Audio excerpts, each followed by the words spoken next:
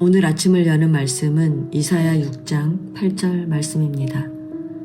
내가 또 주의 목소리를 들으니 주께서 이르시되 내가 누구를 보내며 누가 우리를 위하여 갈꼬 하시니 그때에 내가 이르되 내가 여기 있나이다 나를 보내소서 하였더니 아멘.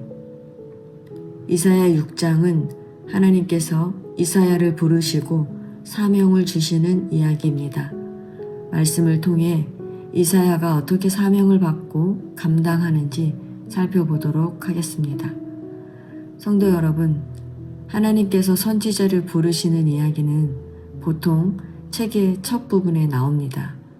그런데 이사야는 6장에 와서 하나님의 부름을 받고 있습니다. 왜 하나님께서 중간에 이사야를 부르신 것일까요? 왜냐하면 이때가 이사야를 부르셔야 할 때였기 때문입니다. 본문 1절을 보면 우시야 왕이 죽던 해에 라고 시작합니다. 우시야 왕은 경제적 부흥을 이루고 국제적으로도 나라의 위상을 높였으며 하나님을 경외했던 사람이었지만 교만해짐으로 하나님께 벌을 받아 외롭게 죽어갔습니다. 그의 죽음은 온 나라를 시리에 빠뜨렸고 나라는 비상사태에 돌입하게 되었습니다. 사실 유다를 다스리시는 분은 대단한 우시야 왕이 아니라 하나님이십니다. 그런데 유다 백성은 하나님 없이 세상 왕만 바라보며 살았던 것입니다.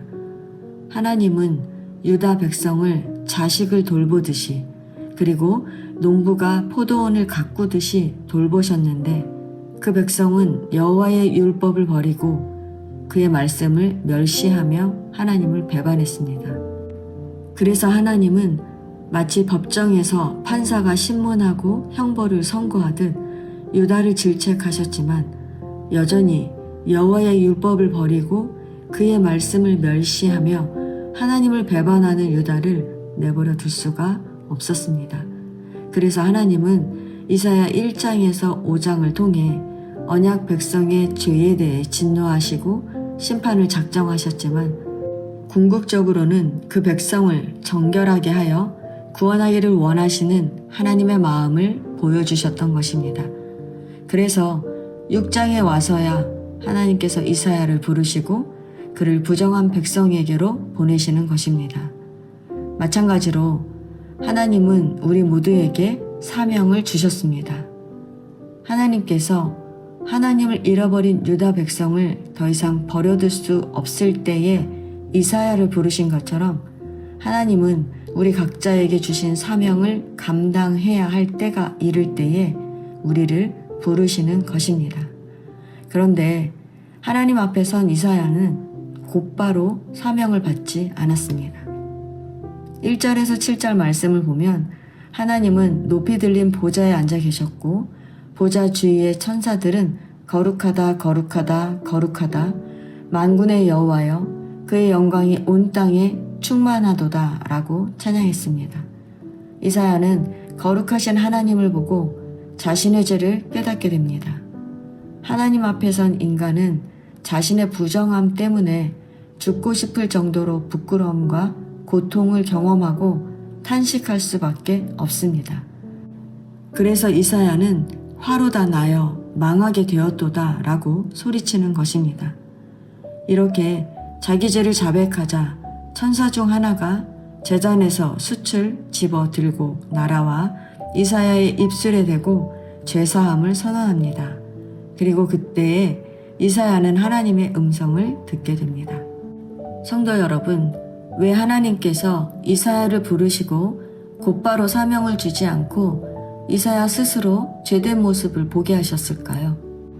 표면적으로는 죄로 인해 하나님과의 관계가 끊어진 자는 사명을 감당할 수 없기 때문에 하나님께서 이사야를 먼저 깨끗하게 하신 후 사명을 주신 것입니다. 그러나 내면적으로는 죄가 있었던 이사야도 하나님의 일에 쓰임을 받을 수 있는 것처럼 유다 백성이 여전히 죄 가운데 있지만 그들을 살리고자 하시는 하나님의 사랑이 끝나지 않았다는 것을 말해주는 것입니다. 그러므로 우리는 우리의 형편과 모습 때문에 하나님 앞에 나아가기를 주저해서는 안 됩니다. 우리가 어떠한 모습이라도 설사 죄의 늪에 빠져 가망이 없더라도 우리가 하나님께 나아가면 하나님은 우리를 살리시고 우리를 통해 새 일을 행하실 것입니다. 그러므로 우리는 어떤 상황을 만나든지 하나님께 나아가기를 멈추지 말아야 합니다. 이렇게 이사야가 하나님께 나아갔더니 하나님께서 어떤 사명을 주셨습니까? 죄악된 백성을 깨우치는 일이 아니라 도리어 둔하게 하는 일이었습니다. 이는 백성이 하나님의 말씀을 거부한 데 따른 심판이었습니다. 하나님은 유다 성읍이 황폐해져 아무것도 남지 않을 때까지 심판을 멈추지 않으실 것입니다. 하나님은 때로 완전히 망하게 하시고 기존에 있던 것을 모조리 없애버리십니다.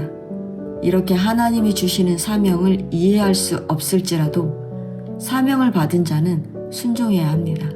왜냐하면 지금 우리 눈에는 하나님께서 자기 백성에게 형벌을 내리시는 것 같지만 밤나무와 상수리 나무가 배임을 당해도 그루터기가 남아있는 것 같이 언제나 하나님의 뜻은 회복과 구원을 약속하고 있기 때문입니다. 그러므로 우리는 무엇이라 말씀하셔도 하나님을 믿고 사명에 순종해야 합니다. 성도 여러분, 사명은 내가 하고 싶은 일을 하는 것이 아니라 하나님이 머물라 하시는 곳에 끝까지 머무는 것입니다. 때로 이해할 수 없는 심판의 메시지를 전해야 했던 이사야처럼 우리도 묵묵히 순종의 자리를 지켜야 합니다. 우리가 순종할 때 하나님께서는 우리를 통해 무너진 세상을 다시 세우는 구원의 역사를 써내려 가실 것입니다.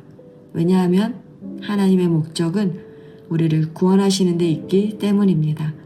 그 구원의 역사를 함께 써내려가는 저와 여러분 되시기를 축원합니다.